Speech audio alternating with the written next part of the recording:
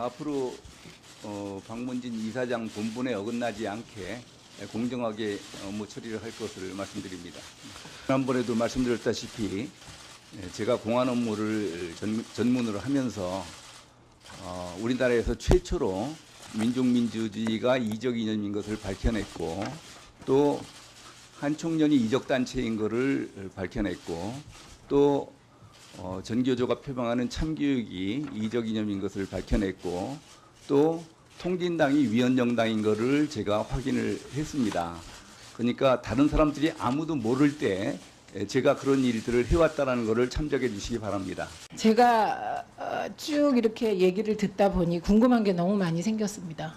김대중 대통령께서는 6.15 선언으로 남북관계에 물꼬를 트셨으며 통일, 연방제를 비롯한 선구적인 안을 제시하셨습니다. 김대중 대통령도 공산주의자입니까? 그렇게는 말씀 안 드렸습니다. 아니, 공산주의자라고 생각하십니까? 지금 그렇게 생각 안 합니다. 네. 그러면 노무현 대통령에 대해서 민중민주주의자이고, 민중민주주의는 이게 변형된 공산주의라고 주장해 오셨죠? 예, 맞습니다. 예. 그러면 노무현 대통령께서는 공산주의자입니까? 민중민주주의자라고 말씀드렸습니다. 그럼 좀 아까 민중민주주의는 공산주의의 변형이라고 답하셨죠? 예, 맞습니다. 공산주의의 변형, 공산주의 아닙니까? 뭐 비슷하죠. 네, 그러면 노무현 대통령은 공산주의자입니까?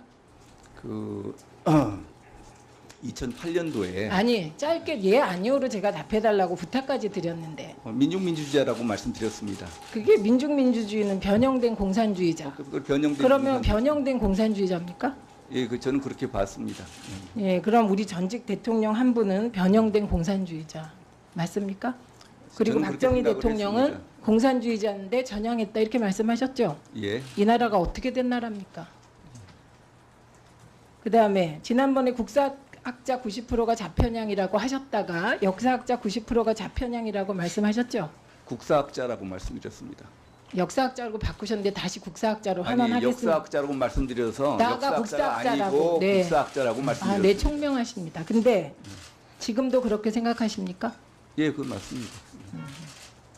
생각이 저하고 아주 많이 다르셔요. 그다음에 제가 자료 보니까 이런 말씀을 하셨더라고요.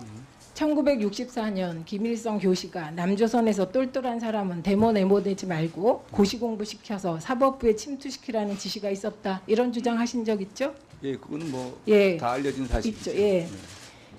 어느 판사가 김일성 장학생인지는 모르나 네. 북한의 사법부 침투 전술이 상당히 성공했다. 이런 주장하신 적 있죠?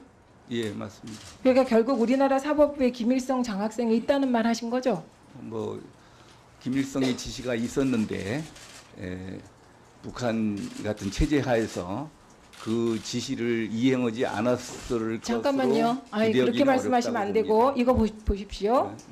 어느 판사가 김일성 장학생인지는 모르나 북한의 사법부 침투 전술이 상당히 성공했다 이렇게 주장하셨습니다. 맞습니다. 맞죠? 예, 예. 그러면 김일성 장학생이 있다는 뜻이죠. 성공했으니까. 그렇습니다. 예, 누가 김일성 장학생인지는 아십니까? 그걸 모른다고 말씀드렸지 않습니까? 김일성 장학생이 있는데 그게 누군지는 모른다. 예. 지금 이 말씀하시는 거죠, 사법부에? 예. 맞습니까? 예, 지금 이 순간에도 이건 과거 발언이에요. 예. 지금 이 순간에도 우리나라 사법부에 김일성 장학생이 있다고 우리 생각하십니까? 건국 직후에 아니, 죄송합니다. 네, 네. 김일성 장학생이 있다고 생각합니까? 예, 그렇게 생각합니다. 네. 그러면 공무원 중에도 있을까요? 물론 있다고 봐야죠. 네. 검찰에도 있을까요? 물론입니다. 우리 건국 직후에 검사도 프락치로 지금 현재 과거에 아주 옛날 얘기가 아니라 지금 현재 우리 아니, 검찰에 가능성은 김일성 있다고 봐야죠. 장학생이 있습니까? 있을 수 있죠. 있을 수 있습니까? 있습니까? 있을 수도 있다고 보고 대비를 해야죠. 말 바꾸지 마시고요. 뭐를 바꿨다고 자꾸 아까 그러시는 분은. 새누리당에도 있습니까? 가능성은 어디나 있다고 말씀드렸죠. 제가 사법시험 3차 시험위원을 했었습니다. 대한민국의 정통성에 대해, 한반도 내 국가적 정통성에 대해서 어떻게 생각하느냐 물어보니까 정통성이 북한에 있다라고 얘기하는 사람들이 10명에 8명이 됐습니다. 그러면 그 사법부 판사 중에서 작용됐다고 판단하는 판사가 누굽니까? 글쎄요, 그거를 이 자리에서 제가 준비해 온 것도 없고 이 자리에서 아니, 제가 말씀드릴 수 없습니다. 네네. 고영주 이사장님, 정치적 중립성에 관한 잣대입니다. 문재인 당대표에게 공산주의자라고 발언했던 것을 사과할 의사가 있으십니까? 답변해 주십시오. 길게 말씀 안 하셔도 됩니다. 예, 네. 아까 말씀드린 것처럼 형사소송에 관련된 문제에 대해서 아니, 이거 저는 형사소송 관련된 게 아니고 사과하실 의사가 있냐고요. 없으시죠? 형사소송 때문에? 예, 예. 네, 알겠습니다. 두 번째, 이것은 사법부에 대한 이 사법부의 독립 또 사법부의 정의에 관한 문제죠.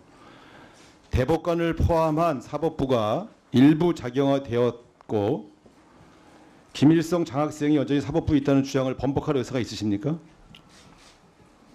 없으시죠? 예, 예. 네, 알겠습니다. 다음은 사회통합과 관련된 것입니다. 국사학자 90%가 작용화되었다는 말을 취소할 의사가 있으십니까?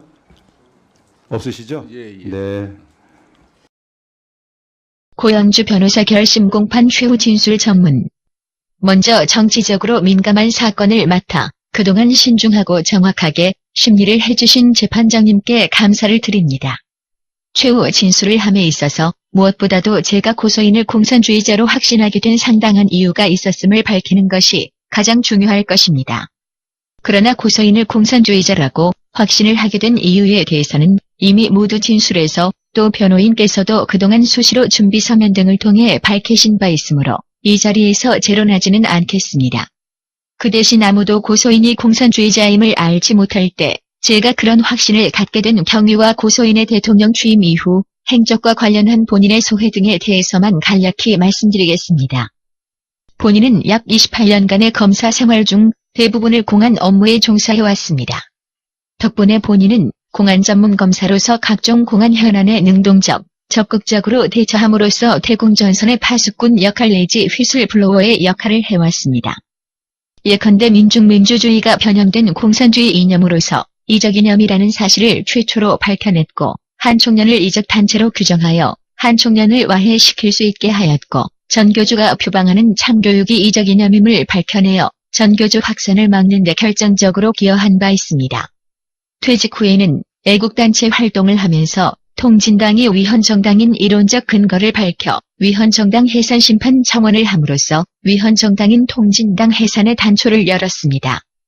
이와 같이 공안 분야에서 다른 사람들이 인식하지 못하는 문제점이나 위험성을 미리 알고 대처하다 보니 일을 할 때마다 저항이 많았습니다.